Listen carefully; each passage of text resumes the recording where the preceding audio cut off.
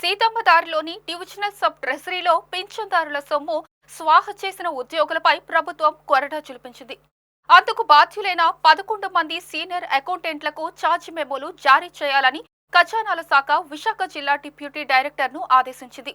ఈ మేరకు 10 రోజుల క్రితం వారందరికీ టీడీ ఛార్జ్ మెమోలు ఇచ్చారు.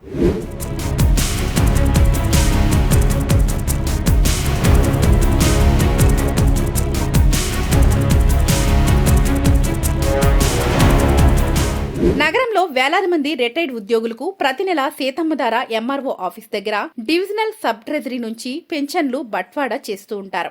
ఏడాదికి ఒకసారి ప్రతి పెన్షన్దారుడు లైఫ్ సర్టిఫికెట్ ను ట్రెజరీకి అందజేయాలి. అదేవిధంగా ఎవరైనా చనిపోతే కుటుంబ సభ్యుడు డెత్ సర్టిఫికెట్ సమర్పించాలి. 2011 సంవత్సరం వరకు సర్టిఫికెట్లు మాన్యువల్ గా తీసుకుని అప్లోడ్ చేసే విధానం ఉండేది. ఈ నేపథ్యంలో పెన్షన్దారుడు చనిపోయినట్టు కుటుంబ సభ్యులు డెత్ సర్టిఫికెట్ ఇచ్చినా సబ్ ట్రెజరీ సిబ్బంది దానిని అప్లోడ్ చేయకుండా ఆ మొత్తం ప్రతి నెల వేరొక బ్యాంక్ అకౌంట్ లో జమ చేసి డ్రా చేసుకునేవారు. మరికొంతమంది విషయంలో పెన్షన్దారుడు చనిపోయినట్టు సర్టిఫికెట్ తీసుకువచ్చిన కుటుంబ సభ్యులతో ట్రెజరీ ఉద్యోగులు కుమ్మక్కై వచ్చిన పెన్షన్ చెరసగం పంచుకున్నారు. ఇలా 2011 నుంచి 2017 వరకు సుమారు 6 కోట్ల రూపాయల వరకు స్వాహా జరిగిందని విజిలెన్స్ విచారణలో తేలింది.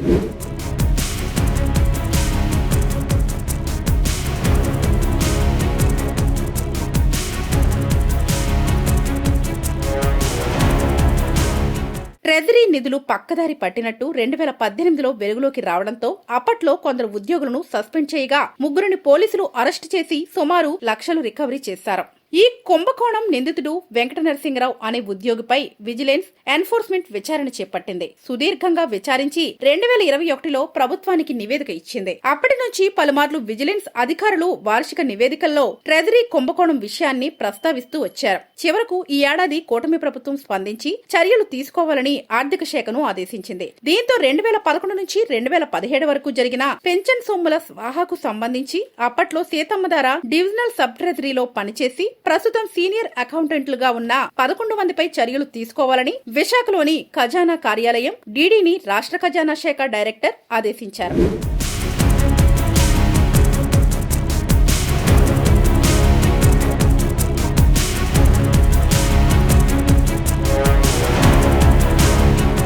ఉన్నతాధికారుల ఆదేశాల మేరకు ప్రస్తుతం జిల్లా కార్యాలయంతో పాటు అనకాపల్లి జిల్లాలో పనిచేస్తున్న 11 మందికి ఆయన ఛార్జీ మెమోలు జారీ చేశారు. పెన్షన్ల సొమ్ము స్వాహాకు సంబంధించిన వ్యవహారంలో ఎందుకు చర్యలు తీసుకోకూడదో వివరణ ఇవ్వాలని పేర్కొన్నారు. ఛార్జ్ మెమోలు అందుకున్న వారిలో చిన అప్పలరాజు, శ్రావ్య గోపాల్, హైమా, పైడిరాజు, అశోక్, రాజు, ప్రకాష్, బేబీ చైతన్య తదితరులు ఉన్నారు. వీరిలో కొందరు కొంత సమయం కావాలని డీడీని కోరారు. మొత్తం 36 మంది పాత్ర ఉందని తేలగా 4 చనిపోయారు. కొందరు పదవి విరమణలు చేయగా ప్రస్తుతం 11 మంది సర్వీస్ లో ఉన్నారు. నిందితుల మీద కఠిన చర్యలు తీసుకోవడంలో ఉన్నతాధికారులు మెతక వైఖరి అవలంబిస్తున్నారని ఆరోపణలు వెల్లువెత్తుతున్నాయి.